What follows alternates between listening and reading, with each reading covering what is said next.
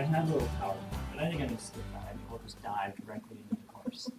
But in terms of what I wanted to do with time today, I was spend a little time talking about navigation, tell you a little bit about my philosophy and how that guided the creation of the class, show you my favorite things, and then answer the question that we were assigned to answer. And so in terms of navigation, there were really three things. And one is the landing page. And so like everybody else, I have the students originating in the start here position. And now when I open this on my computer in my office, my face pops up and you see me welcoming the class. And there's some kind of quirks with the way this is done, so what I'm going to end up doing is putting it onto YouTube and then embedding it so that you get a similar type of effect. And then, all of the necessities of the course, the syllabus.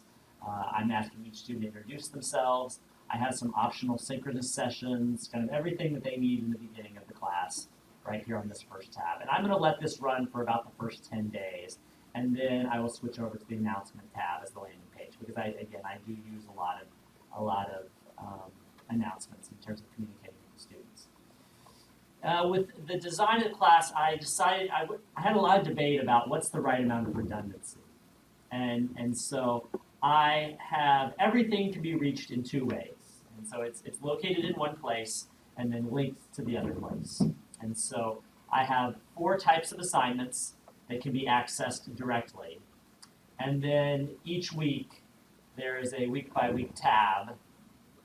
And so when you open that tab, it links you to the different types of activities for that week. The third thing with regard to navigation is that every week follows the same pattern. So they open a week and they get, what am I supposed to read? And then they get, what videos am I supposed to watch? Then what am I supposed to do? So these are kind of the weekly group activities. And then what is due? So is there something else other than the group activity that I have to submit? And so every week we follow a similar pattern. So let's go just for example. All right, what do I read? What do I watch? What do I do? And what's due? So you see this repeating every week to kind of set some expectations for them. In terms of videos, there's really a mixture. If I was able to find a video that was on the topic that I thought was well done, then I used it. So probably about 70% of the videos that the students will watch are videos that have been prepared by other people that I found through YouTube or some other sources. But in some weeks, people didn't cover the content the way that I wanted them to, and so I've enabled them to, so that I created a video, uploaded that video directly, and actually also uploaded the audio. So if they want to put it on their phone or their iPod and listen to it while they're at the gym, that's an option for them to get some of the course content without the visuals. So those are kind of the navigational elements. In terms of my philosophy, there were really 4 things that guided me in terms of preparing this class. One is wanting to make a personal connection. So as other people do, I have a fairly long introductory video that's partially about myself and partially about the class and where they can find things. There's really an emphasis on that in communicating with me and talking about the ways that the multitude of ways that people can connect. So that's the personal connection. 2 is mirroring the classroom. I wanted this experience to be as much like the face-to-face experience as possible. And so really trying to take these things that I'm doing in class, lots of discussion-based, small group types of work, and trying to translate that into this environment. Really trying to use a variety of assessment techniques. So it's mostly writing, but different types of writing, some of it individual and some of it group-based. And then a really significant emphasis on problem-based learning and the application of the materials. So I guess I didn't say this at the beginning, but I probably should have, is that this is a class on public and organizational behavior. And so the nature of the subject in and of itself is interpersonal. I mean, if I were to think about the classes that I were to teach, this would be the last class that I would move online because it's so based in interpersonal relationships and thinking about group dynamics. And so how do you learn that in an environment where you may not actually be interacting with a human being at all? And so trying to create opportunities to make that happen. So we've got, in terms of the variety of assessment techniques, we've got 4 types of assignments. So we've got problem-based assignments, and I'm going to talk about those in a little bit more detail in a moment. We've got then imagination organization. So this is a semester-long process where they create their own public and nonprofit organization. The assignment is done in multiple parts. So the first part is kind of an overview, what's your organization's mission, what's the organization's structure. And then the second assignment is looking at the culture of the organization. And so as they go through the course, they make decisions about how would they run an organization if they were in the place to start one from scratch. And they submit these. And they submit them after we cover each topic. I grade them, give them the feedback, and then at the end of the semester, they resubmit it as one final portfolio. It's almost a mini business plan. And it's done in increments to give them opportunities to learn from that, rather than getting the feedback, sticking it in their folder, and never really thinking about it again. So we've got the imaginary organization. We've got a series of case studies. So 3 times throughout the semester, they'll do a case study. So these are somewhere between 8 to 15-page case studies of real-life public and nonprofit organizations. And I ask them to identify the problem, identify potential solutions, and make recommendations, and to present that in a memo format. So it's an emphasis on concise business writing. And each one is cumulative up to that point. So they're really designed to kind of bring in all of the separate topics in a more macro way. At the end of the semester, they have to create an organizational evaluation. This is in lieu of an exam, where they say, if I were to go into an organization and evaluate that organization, what would be the things that I'm looking for? So while it's a paper, it's not a narrative paper. It's a checklist paper where they say, these are what I think to be the most important issues in business management and what I would look for if I were trying to evaluate the organizational health of an organization. And then lastly, and this is really getting into my favorite part, is these problem-based activities. So every week they have at least 1 or 2 problem-based activities that they're going to participate in. And they are group assignments. So they are completed as a group in a discussion board. And so I picked out a few of mine that I liked, that were my favorites. So the first one, this one is on communication. So I give them a fact. George Washington's favorite book was Cato, A Tragedy by Joseph Addison. And I say, figure out what was his second favorite book. And I picked this because this was a topic that I decided was ungoogleable. So I searched and searched and searched and couldn't find it. And so this gives them an opportunity to use a number of different communication means to gather data to make an informed choice. And I tell them, you have to go out and you must use different mediums. So you can use email to talk to one person, you can use the phone to call somebody else, you can do a web search, you can have a teleconference, but you have to use a multitude of means. And so they go out, they use the medium, they collect the data, and they report it back to their group. And then the group engages in a discussion about not only what are going to be our group conclusion, but how did we evaluate these different mediums of communication, and for what task might they be appropriate or not appropriate within an organizational setting. So it gives them an individual activity as well as a group activity. There has to be some discussion and a deliverable that asks them to reflect on and apply the material that they've learned in class. So another one that I have liked that I've done in my face-to-face class is working with the Myers-Briggs type indicator. So each student takes the Myers-Briggs type indicator and submits their results onto a discussion board. I will then group them into diverse groups and give them a task. And this is a space survival activity, right? So you're landing on the moon, you've got all these things, you have to decide which ones are the most important for your survival. It doesn't really matter what the task is, because they engage in the task and then they have to reflect on the group process. In what ways do they see their typology coming out in this activity? How do they see the typologies of their classmates? Is that representative of the typology? How well did that mix of people work in terms of the group process? So some individual work followed by some group work to apply the material.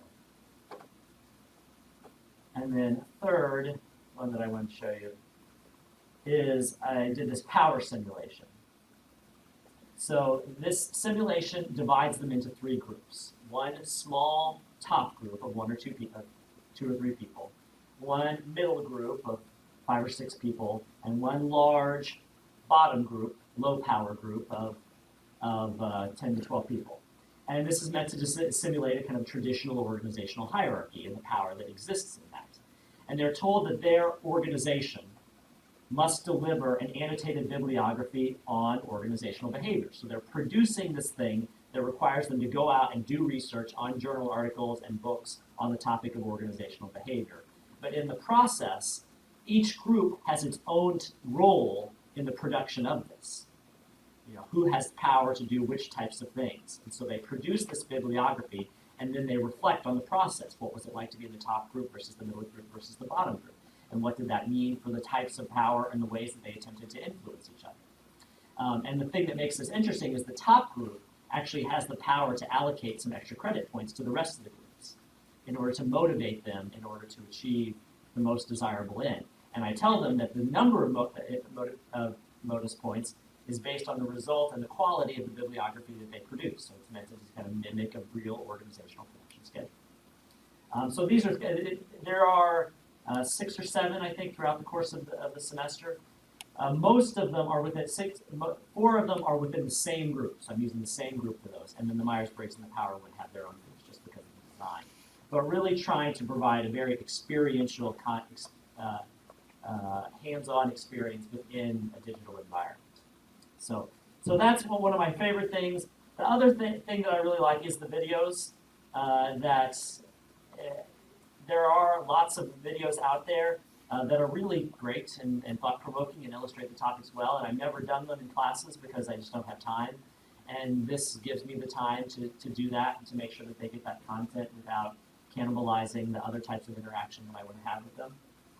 So those are the things that I think really stood out for me.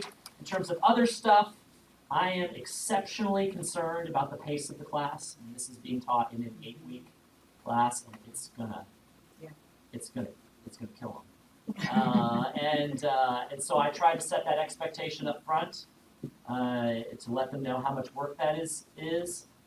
In terms of my attitude towards online learning, I will say I will describe it as evolving less hesitancy. Right? I used to be a skeptic.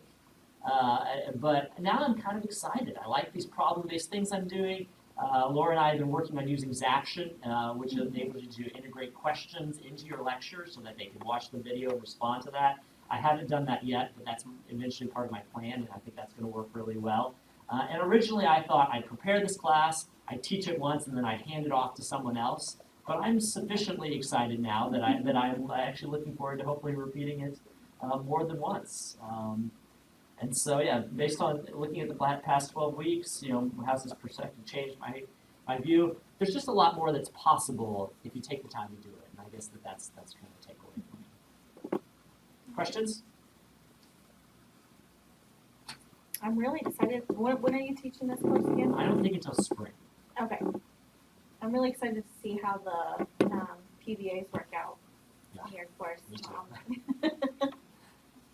But I think it's really well developed, really well thought out, and I like the organization of it.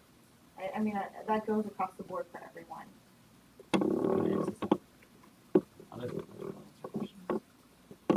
Where are you at? So, for your groups, since you're 4 of those may be the same group and then the other 2, is that something that you're going to refinagle? Like, how are the groups going to get in contact with each other? Because I'm kind of lazy. I just want to set up a group once. Yeah. Be done with it. So how are you just going to regroup? So for the 4, so the way it works is for each group. So let's say,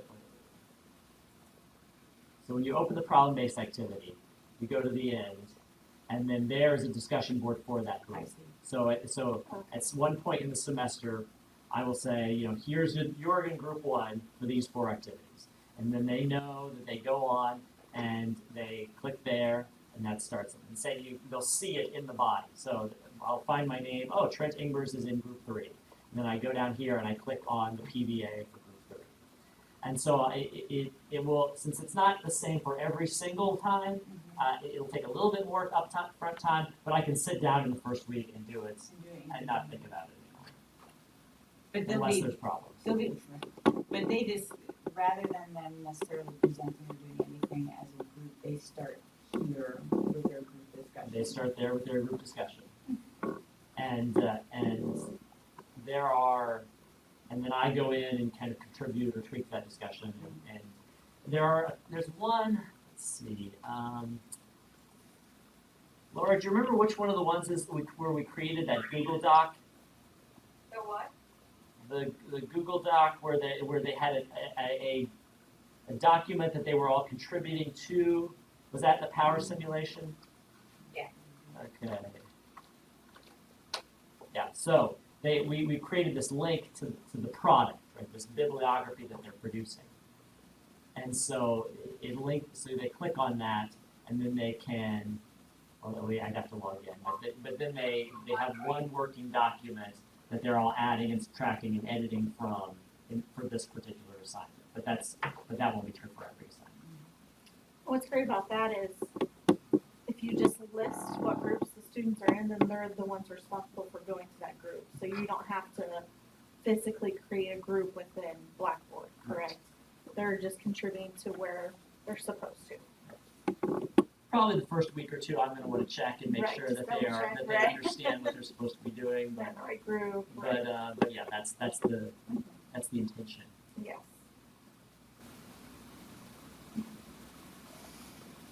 And we chose OneDrive because they already have an account with the school. Right. So then we create like a Google Drive account or anything else. Just need to log in with the USI username and password. Or I thought you were going to have a hard question for me. Something make me squirm. A hard question? Yeah. Well, no, I'm not looking for one. I'm just saying. I'm kind of surprised. Okay. All right. Thank you very much. Excellent. Thank you.